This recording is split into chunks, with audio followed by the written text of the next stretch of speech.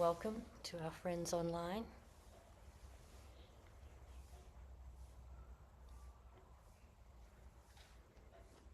So basically what I want to say today is that we should be very nice to animals. That's the final point. Well, no, it's not the final point. If we understand animals to be ourselves, then we'll find out that we're going to be kind to everyone and everything. Or our actions may not always look kind, but our thinking will always be empathic to everyone and everything.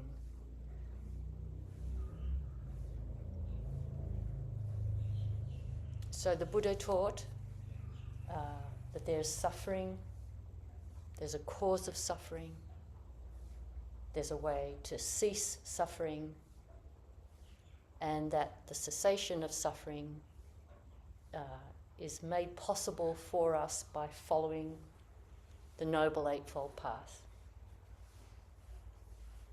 Right view, right thought, right speech, right action, right livelihood, right effort, and right concentration. And if we look at this teaching about suffering, this kind of continues from last week's talk, there's inevitable kind of distress that happens in life. Of course, we have a body that we can't avoid. Sickness, injuries, relational difficulties. But we make them far more amplified by our idea of who we are and who they are. We amplify our distress by the way we think. And so in this Eightfold Path, the first one is right view. And right view is sort of like, it's the ground that all the other, like right thought, right speech, and right action. We have right thoughts and right speech and right action because we have a right view. So really the question for us is, what is that right view? What's the basic attitude that we should hold? What's the basic view for us to hold in our bones that will cause us to have right thoughts, right speech, and right action? And I think slightly different traditions and different teachers will say it in a different way. But they're all like windows into the same reality. So one way that the Buddha taught, and that I think resonates very strongly for myself, is this sense of no self, no separate self, no independent self.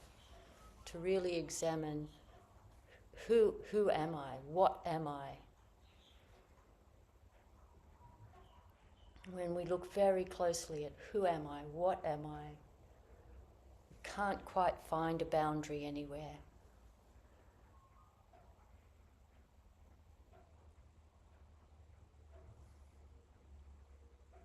So this right view is to realize that there is actually not a boundary between me and something else. So like, for example, right here, the boundary between each of us is just a convention. It's not untrue. There's some truth to it. We have different names. Our skin sort of ends kind of here. But on another way, in another way, we are very much part of one thing together. We're all breathing the same oxygen in and out. We're on this particular piece of land. We're in this particular moment of time on this particular planet. When you pull right far out and look at the earth, it wouldn't make sense to talk about it in terms of all the tiny little individual things. It's just this one planet, this huge universe. And all of us are influenced by things, the boundary of who we are. We're made up by our parents and our culture and the food that we ingest and so on, all of these things. So contemplating no self. And the way to contemplate that's in Zazen, It's not the only way, but it's a very good way. Just sitting in Zazen and just asking ourselves these questions like, what makes me up? And when we examine, what makes me up, we think of all the different things, all the different elements. What makes up that other person over there? What makes up my neighbour? What makes up my dog? And then we can start to feel that there's not really a boundary between us and anyone else or anything else. So thinking about animals is a really good way. We can start off with thinking about animals that we kind of naturally have a certain resonance with and seeing ourselves in them, seeing their behaviour and seeing ourselves in their behaviour. I started thinking about this just the other day because someone was talking about how much they like wombats and kangaroos and talk about different Australian animals that they really like, but how they can't stand snakes. And they just got like so, their whole body tensed up even at the mention of the word. And I can feel empathy for that. But I also had this little feeling of sadness that they had this spot where they didn't have empathy. There was this spot where they went like, ugh, can't stand them. And I tried to be a little bit playful and say, well, I mean, they're just living their life. Like, don't talk about them. So our practice is to do our best not to do that, to not have an animal that we don't like. On my land, I live in a caravan, and I hadn't realised that there was a hole underneath it where the electrical wires came in, and it was just enough room for mice to come in as well. So mice had been coming into my caravan, and on a certain bodily level, it was very uncomfortable for me to have them there. I'd be sitting in Zazen some mornings, I don't know if some people noticed, I'd be sitting there and then all of a sudden I'd go like that, because the mouse would go, and it'd just give me a little jump. So I determined that it was not a good idea to let them stay in my caravan, because they do little poops and little pees, and very quickly it doesn't smell very nice, and it's just not healthy. So I went on Amazon and bought these live traps. I would highly recommend them if you ever need to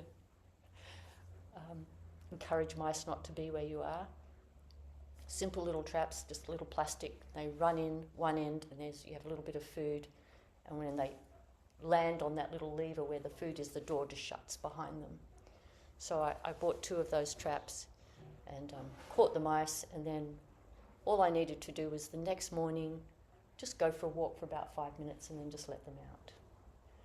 And I was thinking about how, from a sort of utilitarian philosophical perspective, one of the principles in the ethics of utilitarianism, which has a lot of, it dovetails very nicely with Buddhist ethics. Not 100%, but very, very close. One of the principles is, if a little bit of effort on my part, like a little effort, maybe something I don't really want to do, but a little effort on my part can reduce an extremely serious suffering for another being, then ethically it is worth that little bit of effort. So the little bit of effort to go for a walk for 5 minutes and let the mice out meant they stayed alive, compared to using a trap that kills them. Less effort just kills them and you just toss them away, or whatever people do. Ethically, even like we have our ethics of not killing, but even just from a very simple, regular sort of humanitarian principle, ethical sort of position, it's not much effort to go for a 5-minute walk to let some mice out. So that way of relating to the mice is really seeing them as no different to myself. I mean, obviously different in a conventional sense, but in terms of their living their life, they were just looking for a spot that was nice and dry, because it's, going into winter here. So they get into the caravan and say, oh, it's all nice in there, and fabric that they can get underneath and make a little nest, and little places they can run and hide, and other like owls can't get them. Tawny frogmouths can't get them. Dingoes can't get them. So that's all they're doing. So it was nice to have that way of relating to them. Like, I can't have you here, but I really appreciate that you're living your life. So just moving them. And we also have down at the farm at the moment, it's just a piece of land, but we call it farm. We have an orphan dingo there at the moment. And I don't know how it got orphaned, but it started kind of adopting the people that are living there. There's 3 families that live on our piece of land. It kind of just hung around people's houses. I think it just wanted company because it was quite little when we first saw it. It was just like a puppy. And it must have been old enough to catch mice and things because it was alive. And I felt this real sort of like I wanted to draw it in and be really nice to it. It just would walk around the edges of our houses watching us as if it wanted friends. But we also knew that once it got bigger, it would probably start to kill.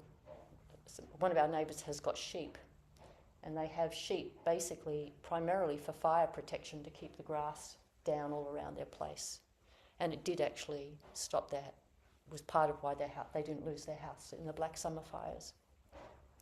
But we knew this dingo would eventually be big enough to eat the sheep, and it has become big enough now. It's killed 2 sheep.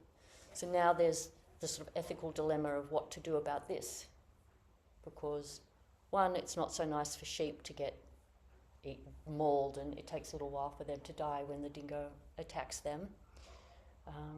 But it's the dingo's space, and the people really, we have invaded that space that's traditionally their space and put sheep there, which deny it land to hunt on, because the grass is short, so there's going to be less rodents and little marsupials and things in it. But to shoot the dingo also feels it's kind of really unfair thing to do, to shoot this dingo. It's not its fault that it's living its life, and it's not being mean to the sheep. This is, I'm describing all of this as a sort of example of how we need to put our minds into other animals and see ourselves in them. So the decision has been that you can get these live dingo traps, that we're going to catch the dingo, which won't be that hard because it's very focused now on these sheep. So catch the dingo and take it to a sanctuary. So that's the plan.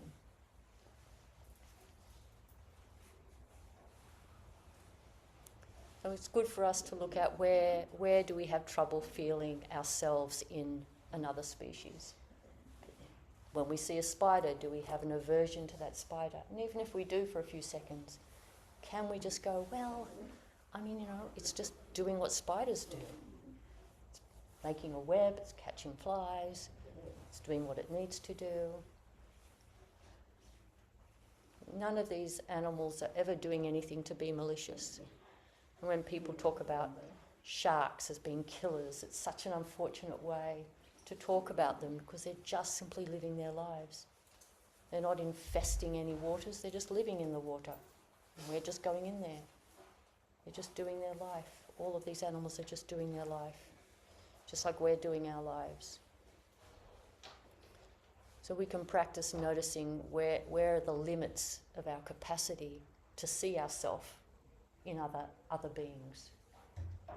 And I think animals is just a really good place to practice that and to observe. I don't know if most people, but I suspect most people have got some animals or insects or lizards or snakes or some species that they have trouble feeling empathy for. Head lice, maybe. But we can still feel empathy. We can say, it's not okay to have head lice. It's not good for my health. I am going to have to do something about it. And even if that decision, which might be for some people to use a chemical that kills the head lice, you still can do it going, I am really sorry to have to be doing this. We can do it that way. We can do it that way. Even if we make that decision, we can do it without any malice or without, often people just don't care. There's so little sense of recognition of the sentience of that being that they don't even think about the fact that they're killing it. But there is a certain sort of sentience. Anything that's alive wants to be alive. It's not accidentally alive. It's alive. It's keeping itself alive, which means it's doing whatever it needs to do to keep itself alive. And because it's doing that, we should have respect. Even if we take its life, we should do it with respect. It's possible to do it that way. So when we contemplate that with animals, that's a never-ending process. We can always keep on noticing where does my empathy stop? Where does my sense of myself being in that being stop? And if we do that with animals, we can then also, we can do it simultaneously, but we can do it with people as well. Whether it's individual people that we have trouble having empathy with, or a concept that we may have of a group of people. And we can keep putting ourselves in their shoes over and over and over, putting ourselves in their shoes, asking why with a genuine curiosity. Why would somebody do that? Why would they do that? And really try and put ourselves in their situation and imagine, why would they do that? To very respectfully say, I would probably, you could say probably, I would say we would do the same if we had exactly the same conditions. But sometimes it's a little hard for people to really take on that teaching. But we could say, what conditions would there need to be that I would do what they are doing? This thing that we think is not a good thing to do. What conditions would there have to be for me to be like that? And then ask ourselves, they probably had conditions a bit like that. So this is our task as Buddhists, is always to keep trying to find ways to feel a kind of intimacy with everything and feel no alienation from anything. Not feel different on an essential level to anything. Even nature. People sometimes talk about nature as if nature is viciously like dropping tornadoes down on towns or throwing tsunamis onto the shore. And of course nature's not viciously doing anything. It's just responding appropriately to the conditions. It's always responding appropriately in the only way possible to the conditions. So we don't have to have ill feeling towards anything in the end, basically. No ill feeling towards anything.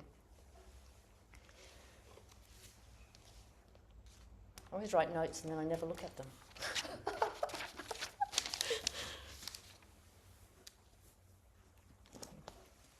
But I came across a koan, quite surprised actually, that as I was thinking about this morning, I just opened up the hidden lamp and thought I'd start at the back and go backwards. Because you usually start books at the front and go forwards. So then often you never get to the end of a book. So I thought, why don't I start at the back and go the other direction? So I came across a couple of koans. I must have never got to the end of this book. I thought I had, but I mustn't have.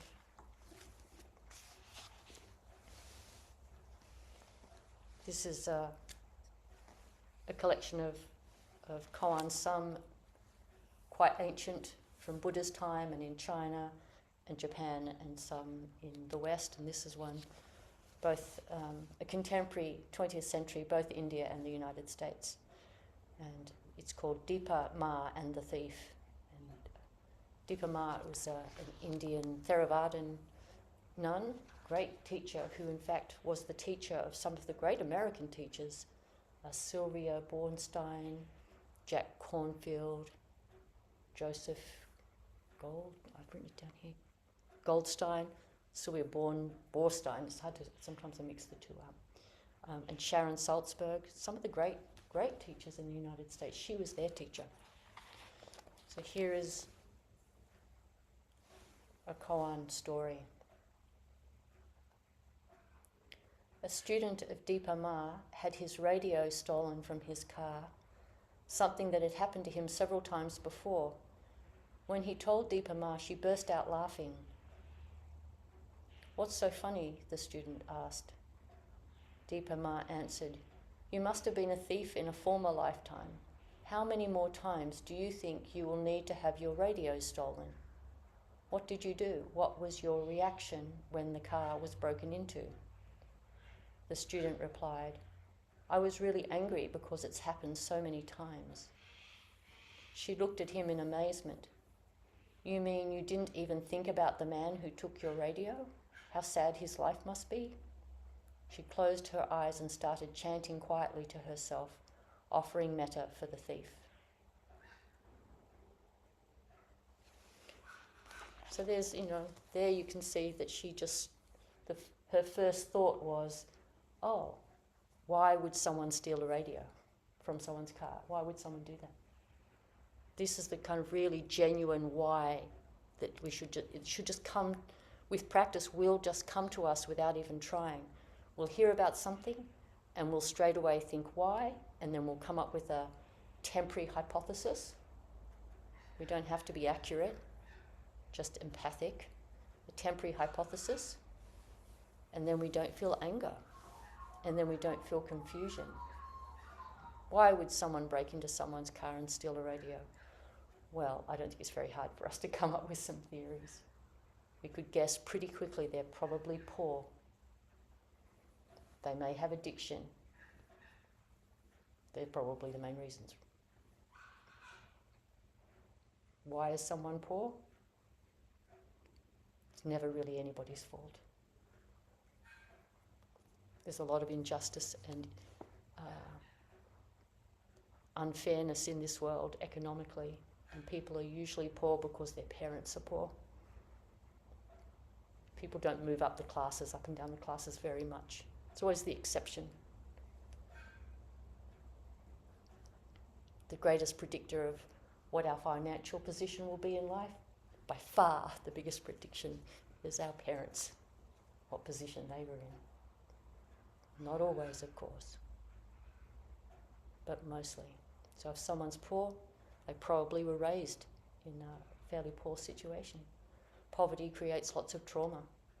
Trauma leads to addiction.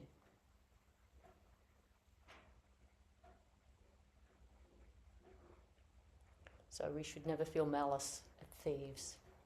We should feel empathy. Doesn't mean we might not take precautions about what we leave in our car and what we don't, and things like that. That's perfectly fine. Just like it's perfectly fine for me to catch the mice. Try to do it in a way that doesn't cause any unnecessary additional harm. But we do have to care for ourselves. So the way Deepa Ma just instantly, she didn't have to think very hard. It just would have, her immediate movement would have been toward the thief.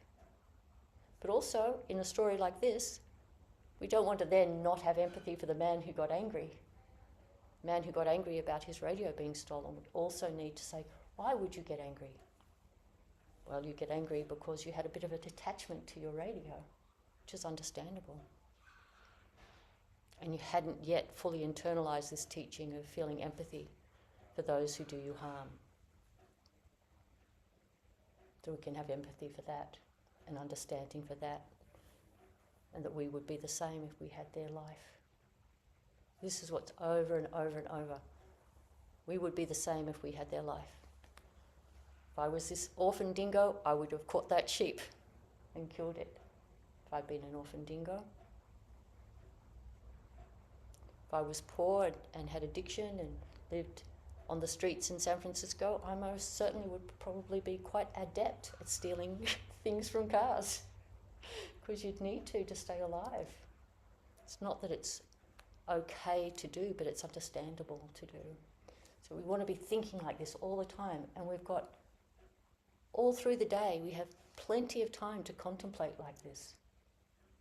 We spend a lot of time thinking random thoughts that aren't particularly doing us any benefit or anybody else any benefit. And instead we can turn our mind towards these Dharma teachings. And just while we're at the petrol station, putting petrol in, instead of just looking at the meter, watching the numbers tick over, thinking, this is taking ages, I wish this would hurry up. We could be thinking about, what would it be like to work in a petrol station? Or what would it be? I saw a magpie in the petrol station the other day, and I was thinking, this is not the best place for you to be spending time. It was getting into the bin and pulling out bits of leftover food and old paper wrappings and kind of trying to get little bits of food off the paper wrappings. And there was petrol, so I was thinking it's getting fumes and petrol on its feet. So instead of watching the thing tick over, I was thinking like, you need to go somewhere else, it's not the best place for you. But I understand that you're here because we've gone and taken over that piece of land that would have been bush at one point in time.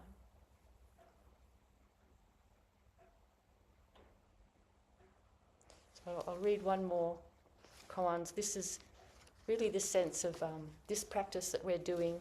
We do it together. So we're doing like right now, we're doing it together. We'll deepen our capacity for compassion to others if we do Zazen together. So this is a little bit about doing things together. And in fact, this is about an Australian nun, Chikwan Sunim, who lives just on the outer edge of Melbourne. I met her once many, many years ago. I think it's called King's Lake or King Lake. She has a place out there. The Australian nun Chikwan Sunim had the opportunity to meet a 200-year-old Korean nun, Kai Jen Sunim, who had meditated for years. When Chikwan came into her presence, the old nun was sitting upright with a rosary of black beads and a rosary of white beads, twirling together in her left hand, silently repeating her mantra and gazing into space in front of her. The old nun grabbed Chikwan's hand and pulled her close, and Chikwan yelled into the hard-of-hearing nun's ear, "I'm a foreigner." The old nun held up the mingled black and white beads and said, "Let's practice together." When Chikwan asked the old nun about her past, she replied, "What past?" Then the old nun smiled and said, "Let's become enlightened together."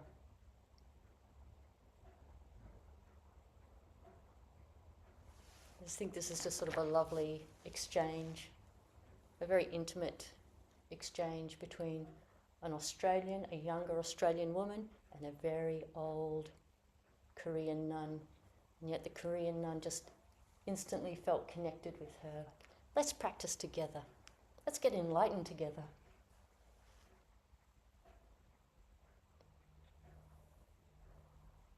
In black and white, it's in koans always, it's not accidental what's in the koan. So black beads and white beads, black and white.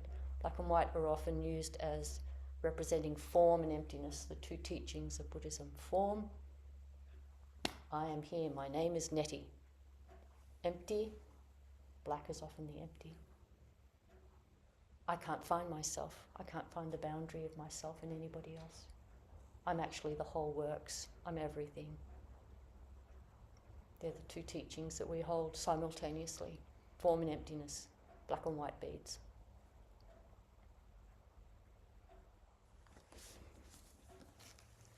All right, so would anyone like to ask a question or make a comment or share a story about animals or anything else? Mark. Sort of a photograph this week of... if you could talk up a little bit so these guys can hear you. A photograph this week of it was set in Gaza and the buildings were just destroyed behind. And there was a monkey, and the monkey had obviously escaped from the zoo, and it just had this incredibly distressed look on its face, and it was reaching out to a child, and it was such a powerful image of the just that contrast, the futility of the destruction in the background, and this beautiful animal in the foreground, attempting to assume create some sort of relationship with the child. It was just a really powerful image. Basically, I'm somewhat in support of what you're saying. Yeah. Thank you.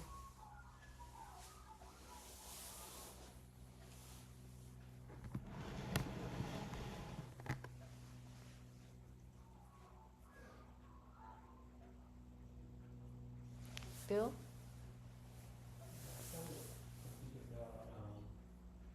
Talk up a bit loudly too. I found the bit about nature to really interesting. I think you used the example of a tornado briefly, and I was just wondering, like, it must seem so arbitrary to people sometimes if their house gets destroyed by a tornado because, you know, there's this thing that materializes out of nothing, and they might live, you know, somewhere rural where it could have landed in any of the paddocks surrounding, but it comes and hits their house and takes it out. I just wonder how that person might, like, I can imagine the way they can think in separation to what's happened and to feel sorry for themselves and hostile to that seemingly callous and arbitrary natural process. But how might they think about it in a more positive way? Yeah.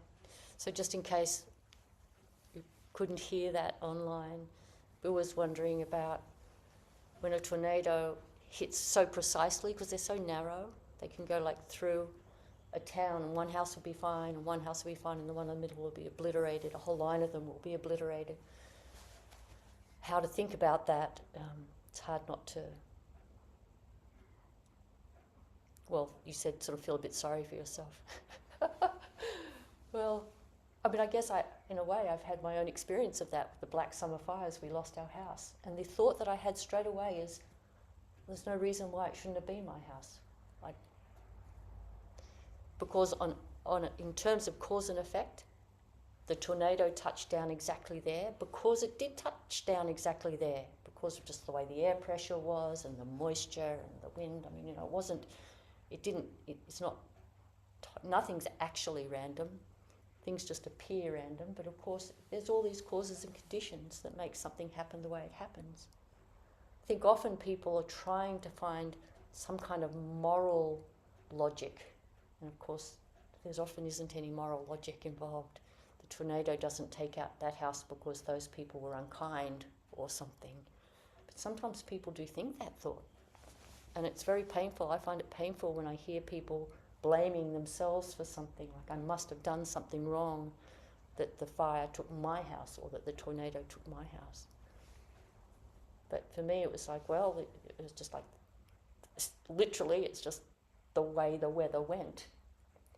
Or the same, I mean, the tragedy with accidents. You know, if you're just in a certain spot, and a tree falls on you or a car hits you, it's just because you were in that spot.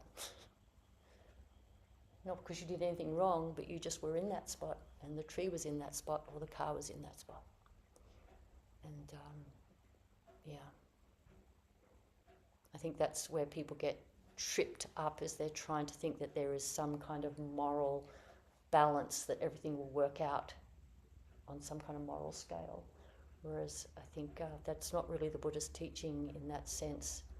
It's cause and effect is the main teaching in relation to why things happen, and it can be really quite practical, I think. And I think we suffer less when we can see it that way. But it would be very hard, I think, particularly with the tornado, because but that's all it is. Why not my house? The real reason why it should be mine, not mine. And in fact, the really deep Buddhist practice would be, thank goodness it was mine and not my neighbour's.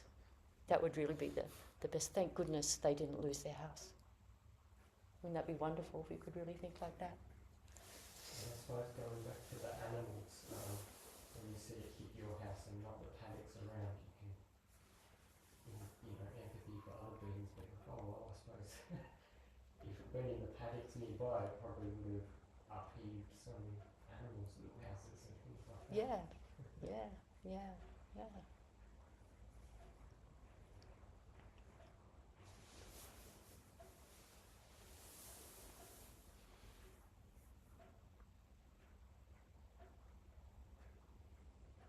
All right. Well, thank you, everyone. Let's finish with our closing chant. You can join us online with our chanting too.